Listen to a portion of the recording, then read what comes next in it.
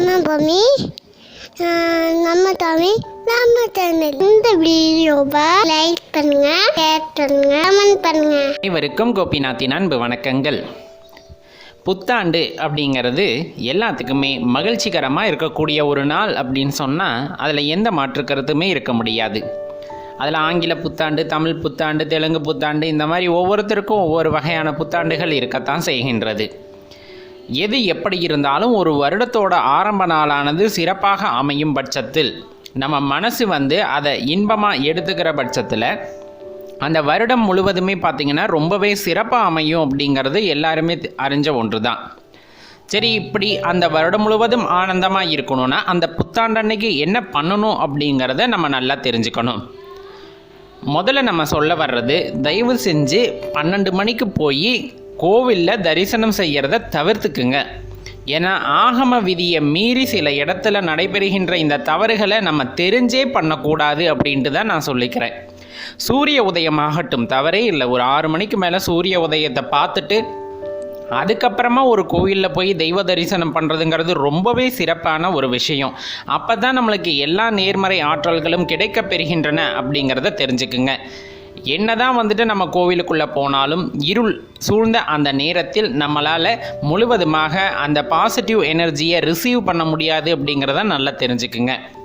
அடுத்து இப்போ நம்ம சொல்ல போகிறது ரொம்ப முக்கியம். நிறைய ஊர்களில் இதை பண்ணுறாங்க, ஆனால் எல்லாத்துக்குமே தெரியறது இல்லை.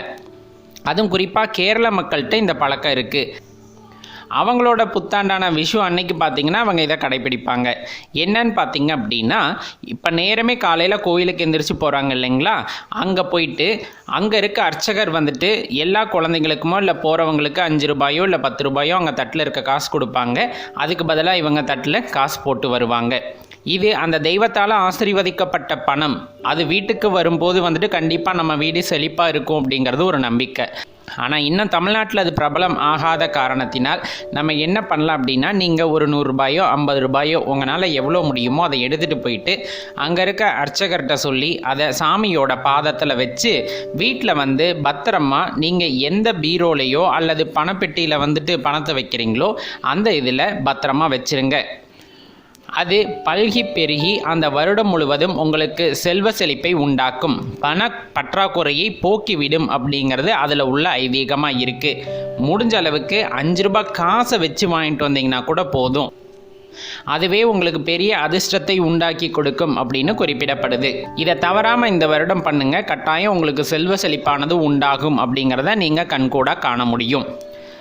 சரி, இன்னும் என்னென்ன இந்த வருட பிறப்பின் போது செய்தால் நமக்கு நன்மை உண்டாகும் அப்படிங்கிறத பார்க்கலாம். காலையில் எந்திரிக்கிறப்ப நம்ம யார் முகத்தில் முழிக்கிறோம் அப்படிங்கிறதே ரொம்ப முக்கியம்.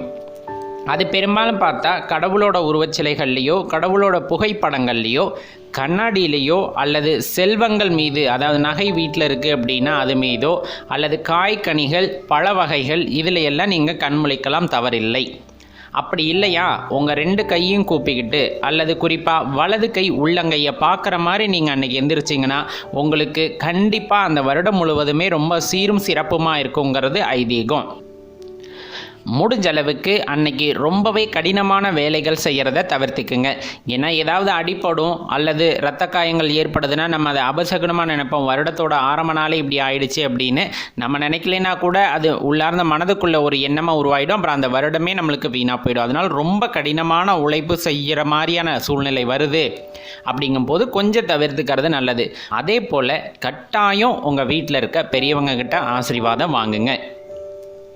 இது ரொம்பவே பல புண்ணிய பலன்களை உங்களுக்கு உண்டாக்கி தரும். இன்னும் ஒரு படி மேலே போய் சொல்லணுன்னா, குதிரை லாடம் அப்படிங்கிறது கிடச்சிது அப்படின்னா டிசம்பர் 31 அல்லது எந்த வருட பிறப்பாக இருந்தாலும் சரி, அதுக்கு நாள் உங்கள் தலையணை கடையில் வச்சு தூங்குனீங்கன்னா காலையில் எந்திரிக்கும் போது கட்டாயம் உங்களால் அந்த பாசிட்டிவ் எனர்ஜியை உணர முடியும். அந்த குதிரை லாடம் அப்படிங்கிறது அதிர்ஷ்டத்தை நம்முடன் ஈர்க்கக்கூடிய ஒரு பொருளாகவே கருதப்படுகின்றது. அதனால் புத்தாண்டில் இதையெல்லாம் நீங்கள் பண்ணுறீங்க அப்படிங்கும்போது கட்டாயம் உங்களுக்கு மகிழ்ச்சி உண்டாகும்.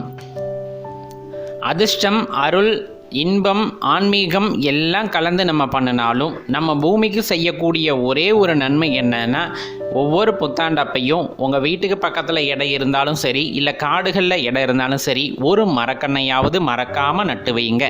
அடுத்த வருடம் வரும்போது அது நல்லா வளர்ந்தோங்கி நிற்கும். அதே போல் உங்களது புகழும் செல்வாக்கும் ஓங்கி நிற்க வேண்டும் என்று வாழ்த்தி விடைபெறுகின்றோம். நன்றி, வணக்கம். நம்ம பூமி நம்ம தமிழ் நம்ம சேனல். இந்த வீடியோவை லைக் பண்ணுங்க, ஷேர் பண்ணுங்க, கமெண்ட் பண்ணுங்க.